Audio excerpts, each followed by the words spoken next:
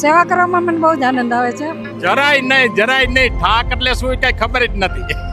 શરીર હાલે ત્યાં સુધી સેવા કરવું જોઈએ. મને બહુ જ આ કાર્ય ગમે છે અને સ્વેચ્છાએ હું રહી છું અહીંયા. રાજકોટમાં વૈશ્વિક રામકથા છે ત્યારે આપણે બધા જ લોકો આખું રાજકોટ આખું ગુજરાત બધા જ કથા સાંભળે છે, પણ આ કથા પાછળ કેટલા બધા લોકોની મહેનત છે એ બધા જ સ્વયંસેવકો સાથે આજે વાત કરવી છે.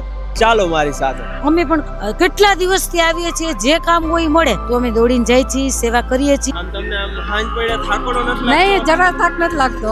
કથામાં મને થાક ઉતરી જાય છે. એમ ને? બાપુ સાક્ષાત સામે હોય એટલે બહુ સારી અનુભૂતિ થાય છે. જેમ લાગે કે સાક્ષાત બાપુ, અમે ભલે અમારા ટેન્ટમાં બેઠા હોય છે પણ અમને એમ લાગે છે અમે બાપુની પોતીની બાજુમાં બિરાજમાન છીએ. જેના નસીબ હોય ને એ જ પેલા તો એમ કે આ જે પંડાળ હોય ને એમાં આવી શકે, એટલે અમારા તો અહોભાગ્ય કહેવાય કે અમને આટલો સેવાનો લાભ મળે. 2-3 રાઉન્ડ મળ્યા એટલો તડકો લાગે છે, પણ તમને આવી હિંમત ક્યાંથી? આ કથા સાંભળી છે એ જ હિંમત, બધા સાથ સપોર્ટ બધાનો હારો છે.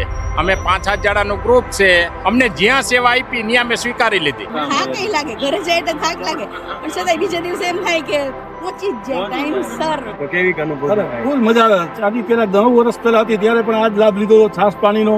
કર્મ સાથે જ્ઞાન મળે છે, સેવા કરી છે અને સેવાનો આનંદ બહુ મળે છે મને. ઠંડી પાણી પીવો, હાથ ધોવો, પાણીનો બગાડ ઓછો કરશો, વ્યવસ્થા જાળવજો.